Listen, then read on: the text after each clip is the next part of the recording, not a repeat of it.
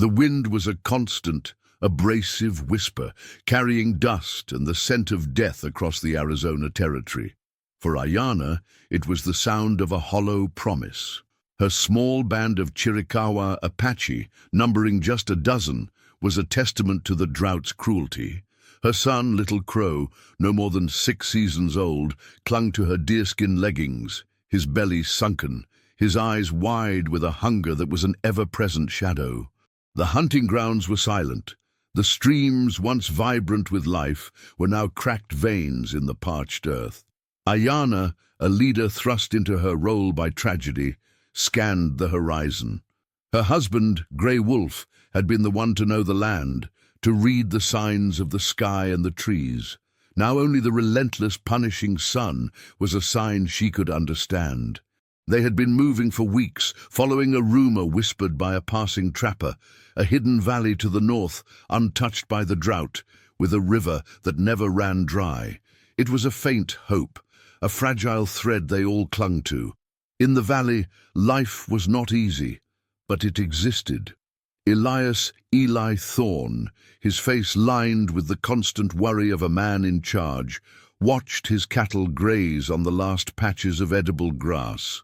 The valley, his grandfather's land, was a sliver of green in a world of brown.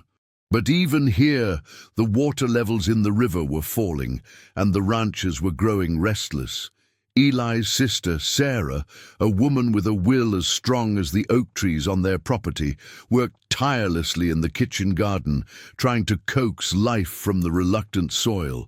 The two of them were the heart of the ranch after their parents, and Eli's wife had been taken by the fever a year prior. Grief had settled in the house like a thick dust, a quiet weight on every surface. The tension in the valley was a living thing. The ranchers, a mix of old families and new arrivals, held their rifles a little tighter, their gazes a little harder. Stories of raids and conflicts with native tribes were a common currency, and the drought had only sharpened their prejudices. They saw outsiders not as fellow humans, but as competition for their dwindling resources. Eli, while protective of his land and his people, carried a quiet unease. He had a different kind of fear, born from his personal loss. He was tired of burying people. As the sun began to dip below the horizon, Ayanna's group stumbled upon a narrow canyon. The air was suddenly cooler, and a faint murmur of water reached her ears. Hope, a feeling she had almost forgotten, swelled in her chest. She pushed on, her heart pounding with a desperate urgency. When they emerged from the canyon, the sight that met them was both a salvation and a curse. Below stretched a verdant valley, dotted with houses and barns. But as she watched, a group of armed ranchers on horseback spotted them. The whispers of the wind were replaced by a cold, hard silence. The future, she realized, would not be as simple as finding a new home. It would have to be fought for. The first interaction was a mix of suspicion and hostility. Ayanna's group was met not with open arms, but with a wall of scowling faces and raised rifles. Eli Thorne, leading the group of ranchers, rode forward, his eyes narrowed. He saw not a starving band of people, but a potential threat, a hungry mouth to feed in a time of scarcity.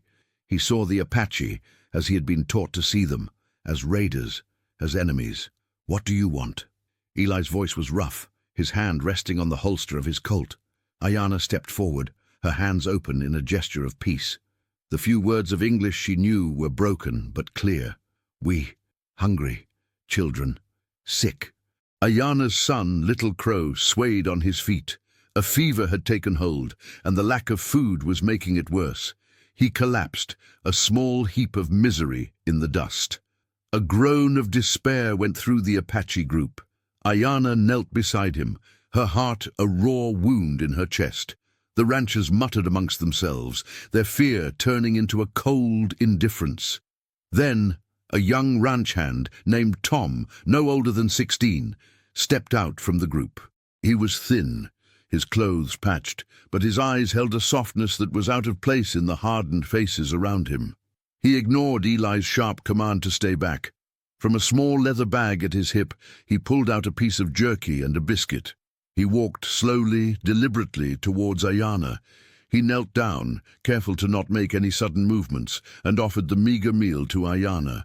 "For the boy," he said simply. Ayana looked from the food to Tom's face, a flicker of surprise in her weary eyes. She took the offerings, her fingers brushing against his. The jerky and biscuit were not much, but to her and Little Crow, they were a lifeline. She tore off a small piece of jerky and placed it in her son's mouth.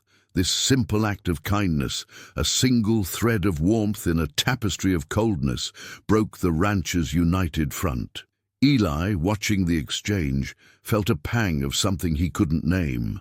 It wasn't pity, but it wasn't anger either. It was a recognition of a shared humanity, a truth he had tried to ignore. A low murmur started amongst the ranchers. They saw one of their own give food to a stranger, an Apache, a gesture that defied their ingrained prejudice. It was a direct challenge to their fear. Ayana, seeing their hesitation, used the moment. She stood up, holding her son close, and spoke in her native tongue, her voice quiet but firm. She spoke of her people's suffering, of their need, and of their desire for peace. Eli, though he couldn't understand the words, understood the emotion. He saw the truth in her eyes. "They'll be gone by morning," Eli said to his men, his voice low and firm. "No more talk of them. Let's head back." The words were not a welcome, but they weren't a dismissal either. They were a temporary truce, a fragile bridge built on a single act of kindness. Ayana understood the gesture for what it was. It was a small opening, a single door unlocked, and she was a woman desperate enough to try and push it open. The truce held, but it was a brittle thing. Eli allowed Ayana's band to camp near the edge of the valley, a safe distance from the main settlement. The ranchers watched them with a mix of suspicion and reluctant curiosity. The younger men, led by Tom, sometimes left small offerings of food or water near their camp, a quiet rebellion against the unspoken rules of the valley. Eli saw it, but chose to ignore it. He was a man fighting two wars, one against the drought and another against his own conscience. Ayana, ever a pragmatist, understood the dynamic. She knew that trust was not given, but earned. She and her people spent their days mending clothes, repairing tools, and helping with whatever small tasks they could find near their camp. They demonstrated their peaceful intentions through their actions, not just their words. They were not beggars. They were survivors. One afternoon, Eli was mending a fence post when he saw Ayana walking alone towards the river. He hesitated for a moment, then followed her. She was not a warrior. She was a woman, a mother, carrying the weight of a tribe on her shoulders. He saw her dip a cup into the river, her movements slow and weary. He walked to the riverbank, his boots crunching on the dry stones. Ayana turned, her face a mask of exhaustion. "The river, it is shrinking," she said, her English still broken. Eli nodded, his gaze fixed on the receding waterline. "It is. Worse than I've ever seen it." He sat down on a rock near her, the silence between them less hostile than before. It was a shared burden, the threat of the river running dry. He found himself talking, not just to her, but to the silence he carried. He spoke of his wife, of the fever, and of the weight of leading the community. He spoke of his sister, Sarah, and how she was the only thing that kept him going. He spoke without expectation, as if to the wind. Ayana listened, not with pity, but with a quiet understanding. She spoke of Grey Wolf, of his strength and wisdom, and of the emptiness his death had left in her life and her tribe. She spoke of the children and how their hunger was a sound that haunted her even in her sleep. In that quiet moment, on the banks of a dying river, the lines between them blurred. He saw her grief, her resilience, and her strength. She saw his pain, his sense of duty, and his quiet humanity. They were not a rancher and an Apache, but two leaders, two people trying to hold their families together in a world that was falling apart. When a group of ranchers rode up, they found Eli and Ayana sitting in a silent truce. The sight of their leader in conversation with the Apache widow was a shock. They had come to demand action, to force Eli to run the natives out of the valley. But seeing them together, seeing the quiet understanding in their faces, they hesitated. The conversation was not one of war, but of survival. The truth of their shared struggle was suddenly undeniable. That night, Eli returned to the main house and called a meeting. He stood before his neighbors, his face grim, and spoke not of threats but of shared desperation. He spoke of the shrinking river, of the dying cattle, and of a choice, to turn on each other or to face the coming winter together. He didn't promise a welcome, but he offered a proposition, a limited trade, a few weeks of help in exchange for food and shelter. It was a small step, a difficult one, but it was a step toward a fragile peace. The fragile peace was tested by a new enemy, fire. A lightning strike on the hills ignited a blaze that, fueled by the dry grass and high winds, began to race towards the valley. The sky turned a sickly orange, and the air filled with the acrid scent of smoke. The ranchers, united in their fear, gathered to fight the fire. Eli, his heart pounding in his chest, organized his men, grabbing axes and shovels. They began to dig a firebreak, a desperate line in the dirt to stop the inferno's advance. But the fire moved faster than they could work. The heat was suffocating, and the roar of the flames was a living thing. Ayana and her people, who had been watching from their camp, did not hesitate. They ran to the main group, grabbing their own tools. Ayana, a knowledge of the land ingrained in her, knew where the fire would turn, how the wind would shift. She began shouting commands in her own language, her voice cutting through the chaos. One of the elders, a man named Hoka, used his knowledge of the land to point out areas where they could create effective fire breaks, using natural barriers to their advantage. At first, the ranchers ignored them. But as the fire crept closer, as the heat became unbearable, they saw the Apaches' skill and knowledge. They saw them working tirelessly, with a silent urgency that mirrored their own. They were not just standing by. They were fighting alongside them. Eli, watching Ayana and her tribe work with a fierce efficiency, felt a wave of shame and awe. They were not just a group of hungry people. They were partners in survival. He saw Tom working side by side with a young Apache boy, their shovels moving in a synchronized rhythm. He saw his sister, Sarah, handing water skins to both ranchers and natives without a second thought. The fire raged for a day and a night. The air was thick with smoke, and their bodies ached with exhaustion, but they worked as one, a seamless team of ranchers and Apache. They dug, they chopped, they prayed. By dawn, the flames were finally contained, a smoldering scar on the landscape. They had saved the valley, but not without cost. The smoke had choked out a small herd of cattle, and the fire had come too close for comfort. As the sun rose, painting the sky in a bruised purple, Eli looked at Ayana. Her face was streaked with soot, her eyes red from smoke and exhaustion, but she was alive, and her people were alive. He walked towards her, his heart heavy with a new kind of respect. "We thank you," he said, his voice hoarse. "You saved us." Ayana nodded, her gaze sweeping over the tired faces of her people and the ranchers.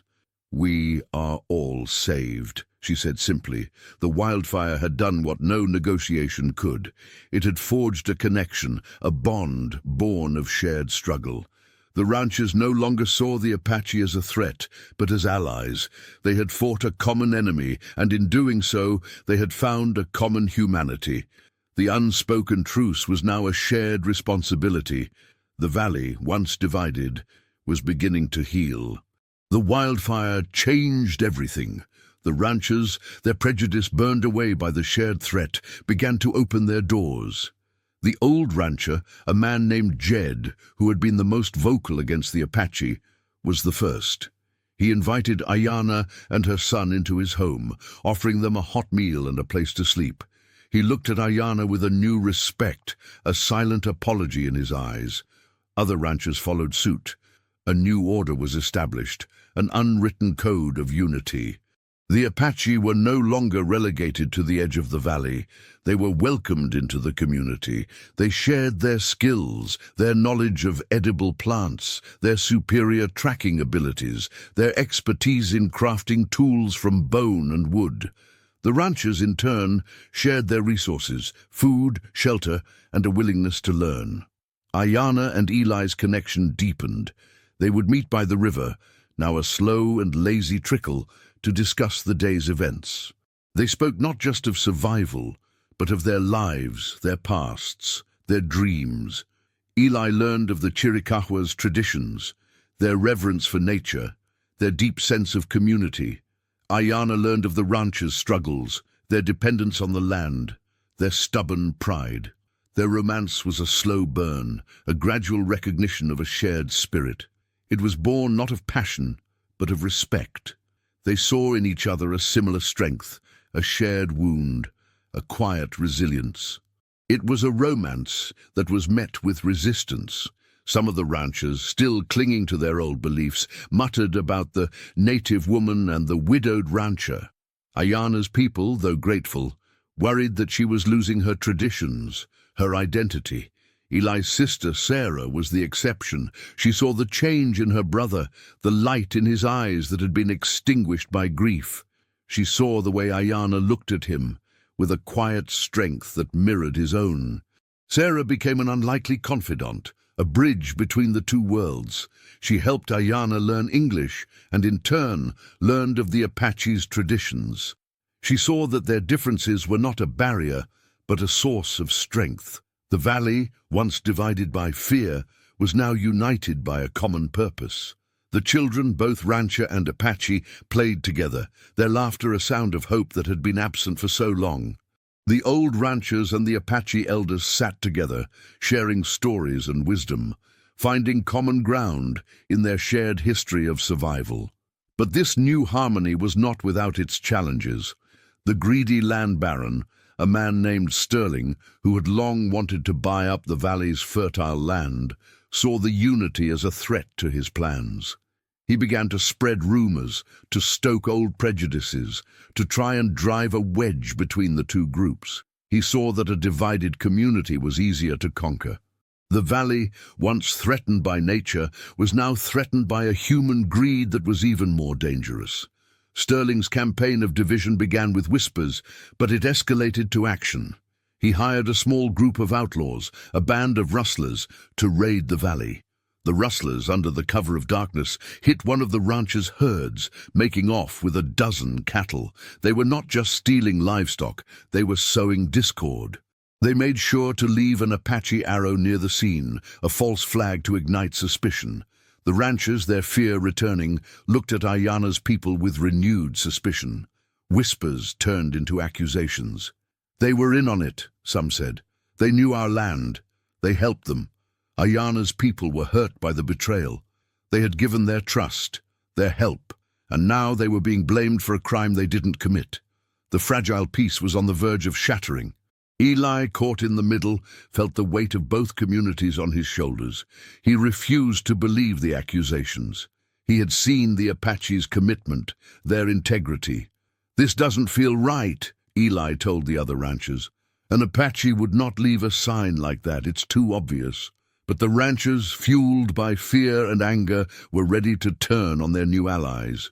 Eli stood firm. He told them he would lead a search party to find the stolen cattle, and if the Apache were in on it, he would see to it personally. He asked Ayana to send her best trackers with him. She sent a wise elder, Hoka, and a young warrior, a quiet man named Nakoa. The group, a mix of ranchers and Apache, set out at dawn. Hoka and Nakoa proved their worth instantly. They found a trail that was invisible to the rancher's eyes, a broken twig, a disturbed stone. They followed the tracks of the outlaws and found the cattle not far from the valley, but being moved towards the mountains. It was clear the rustlers had intended to be long gone before morning. The trail also held a crucial detail. The boot prints were not of a native tribe, but of men wearing worn leather boots. The truth was undeniable. The rustlers were white men, hired to frame the Apache. When they caught up with the rustlers, a short, tense standoff ensued. The rustlers, surprised to be followed so quickly, were no match for the combined force of the ranchers and the Apache. They were captured, their confession a damning confirmation of Sterling's plot. The return to the valley was triumphant. The cattle were returned, and the rustlers were brought in to be tried by the community. The ranchers, humbled and ashamed of their quick judgment, were ready to make amends. Jed, the old rancher, was the first to apologize to Ayana. "We were fools," he said, his voice thick with regret. "We let fear get the best of us." The rustling raid, meant to divide them, had done the opposite. It had exposed the truth of their unity. It had shown them that their enemies were not each other, but the forces of greed and prejudice. The bond between the ranchers and the Apache, once fragile, was now strong, forged in the fires of conflict and tempered by mutual respect. The valley was no longer just a place to survive. It was a home, built on a foundation of trust and understanding. With their plot of division exposed, Sterling changed tactics. He now saw the united community as a threat that needed to be eliminated, not just divided. He began to use his political influence, spreading lies in the nearest town, claiming the ranchers were harboring a dangerous, hostile native tribe. He began to assemble a force of armed men, a hired militia, to enforce the law and protect the settlers from the savage invaders. Word reached the valley through a sympathetic merchant. Ayana, Eli, and the elders of both communities gathered in the main house. The mood was grim. They had faced drought, fire, and betrayal, but this was different. This was an organized armed force coming to take their land and their new way of life. Eli, ever the pragmatist, outlined their limited options. They could fight, but they were outnumbered. They could flee, but they had nowhere to go, and they would be forced back to a life of destitution, or they could try to outsmart him. Ayana, her face grim, spoke of her people's history, of their struggles against encroaching settlers. She spoke of the sacred responsibility to protect their families, to not let their ancestors' struggles be in vain. They decided to prepare for a fight, but not to initiate one. They would fortify the valley, setting up lookouts and defensive positions. Ayana, using her knowledge of the surrounding canyons and hills, helped the ranchers create a series of strategic hiding spots and ambush points. They were no longer just ranchers and Apache. They were a militia, a single fighting force. During these preparations, the quiet, unspoken romance between Ayana and Eli became a source of strength for the entire community. They worked side by side, their hands touching as they shared tools, their eyes meeting over maps and plans. Their bond was not a secret. It was an open declaration that this was a fight for a family, for a home, for a future where their two worlds could exist as one. It was a tangible symbol of everything they were fighting for. Eli's sister Sarah saw the love in her brother's eyes and the peace in Ayana's. She saw that their love was not a weakness, but the strongest kind of resolve. It was a love that transcended cultural boundaries, a love that had been forged in shared struggle and mutual respect. As the days turned into a week, the air was thick with tension. The sky was clear, the land still parched, but a new kind of storm was gathering on the horizon. They were ready. The ranchers had their rifles, the Apache had their bows and knowledge of the land, but their greatest weapon was their unity. They were no longer a collection of individuals, but a community, a family, and they were ready to fight for their home, for each other, and for the promise of a better future. The day of the confrontation arrived under a clear, unforgiving sky. The dust cloud on the horizon was the first sign, a swirling testament to Sterling's approaching militia. Eli, standing on a ridge overlooking the valley, watched them approach. The men were a mixed bag of hired guns and desperate farmers, their faces hardened by greed and misinformation. He saw Sterling at the head, a smug look on his face, believing this would be an easy victory. The plan was simple. The militia would be funneled into a narrow canyon, a strategic choke point. There, the ranchers and Apache, hidden in the rocks, would surprise them, not with a volley of bullets, but with a display of their united force. Eli held a rifle, but his hope was that they wouldn't have to use it. The Apache warriors, silent as ghosts, were positioned in the highest points, their bows drawn, ready. As the militia entered the canyon, the valley's defenses became visible. The entrance was blocked by a small barricade of wagons and rocks. Sterling, surprised, shouted for them to move aside. The air was thick with tension. A single shot would unleash a torrent of violence. Then, from the canyon walls, a series of voices, both English and Apache, began to echo. "Go back! This is our home. We will not be moved." The militia, caught off guard, looked around, unable to see the hidden defenders. The canyon walls seemed to be alive, a collective voice of warning. Then, at a prearranged signal from Eli, Hoka, the Apache elder, stood up from behind a rock. He was not holding a bow or a spear. He was holding a worn, ancient scroll, a land deed. He had been an interpreter in the past, a bridge between two worlds. In a clear, resonant voice he spoke, detailing the legal rights of the ranchers, the original settlers of this land. Sterling scoffed. "That old piece of paper means nothing." But then Eli and Ayanna stepped out from behind the barricade, standing side by side. Eli, his voice steady, spoke of the drought, the fire, the struggles they had faced together. He spoke of Ayanna's people, not as a threat, but as his allies, his neighbors, his family. He held up his own rifle, not as a weapon, but as a symbol of his willingness to defend this land. "This is not just a fight for land," he said, his voice echoing in the canyon. "It's a fight for a way of life." Ayanna spoke next, her English now more fluid, a testament to her time in the valley.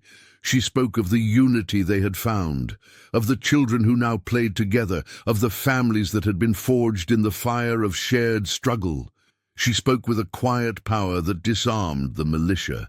They had come to fight a savage enemy. They had found a united community, a symbol of hope in a desolate land. A few of the hired men, seeing the futility of their mission, began to lower their rifles. The tide was turning. Sterling, seeing his plan crumble, roared in frustration. He raised his rifle to shoot Eli, but just as he did, a single shot rang out from the hills. It wasn't Eli or Ayanna who fired. It was Tom, the young ranch hand, who had been on lookout. His aim was true, and he shot the rifle out of Sterling's hand. The battle was over before it began. The militia, their leader disarmed and their will to fight broken, scattered. Sterling, defeated and humiliated, was left to face the consequences of his actions. With Sterling and his hired men gone, the valley finally had peace. The communities, now won, began to rebuild. The victory was not just a military one. It was a testament to the power of unity and the triumph of compassion over prejudice. The ranchers and the Apache worked together, not as a necessity, but as a family. They repaired the fences, tended to the cattle, and prepared the land for the coming season. Ayanna and Eli's romance, once a quiet understanding, was now an open, accepted part of their new reality. They were leaders of a new kind of community, a testament to a world where two different cultures could not only coexist, but thrive together. They were a symbol of hope, a living promise of a better future. One afternoon, as the sun beat down on the parched earth, a few clouds began to gather on the horizon. The air grew heavy, thick with the scent of coming rain. Everyone in the valley, both young and old, stopped what they were doing and looked up at the sky. Ayanna, standing next to Eli, felt a tear of relief roll down her cheek. It was a small, quiet moment, but it was more significant than any battle they had fought. The earth, too, was getting a chance to heal.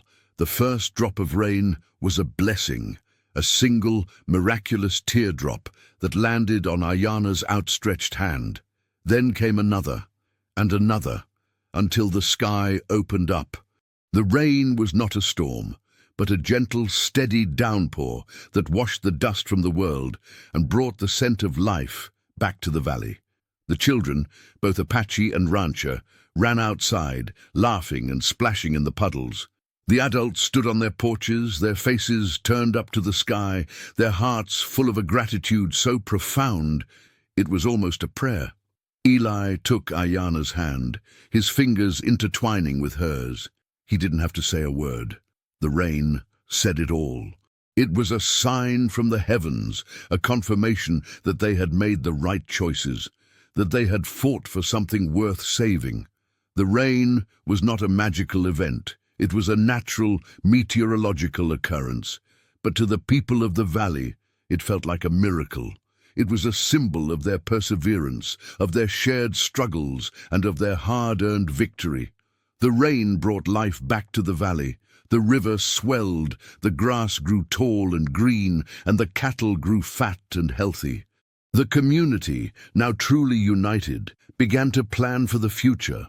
They built a shared community center, a place where everyone could gather, and a small school where children from both communities could learn together. Ayana and Eli, their love now a quiet, foundational part of the valley's new life, became the leaders of this new world, not through force, but through respect. They married in a ceremony that blended the traditions of both worlds. Eli in a simple suit, and Ayana in a deerskin dress decorated with beads and symbols of her tribe. The wedding was a testament to their love, a silent vow that the two cultures would be forever intertwined. Years passed. The valley, once known for its isolation and hostility, became known as a place of unity and peace. Ayana and Eli's children, a new generation born of two cultures, were a testament to the fact that a better world was not just a dream, but a reality forged by courage, compassion, and a single act of kindness. The story of how one young ranch hand fed a starving widow, and how it led to a valley opening its doors to an entire tribe, became a legend passed down through generations. It was a story that held no magic, no miracles. It was a story of human struggle, of human connection, and of the enduring power of empathy. It was a story of how a place, a valley, was not just a piece of land to be owned, but a community to be cherished. It was a story that proved that even in the harshest of conditions, the human spirit, when united, could overcome anything. It was a story that would last long after the final dust settled on the Old West.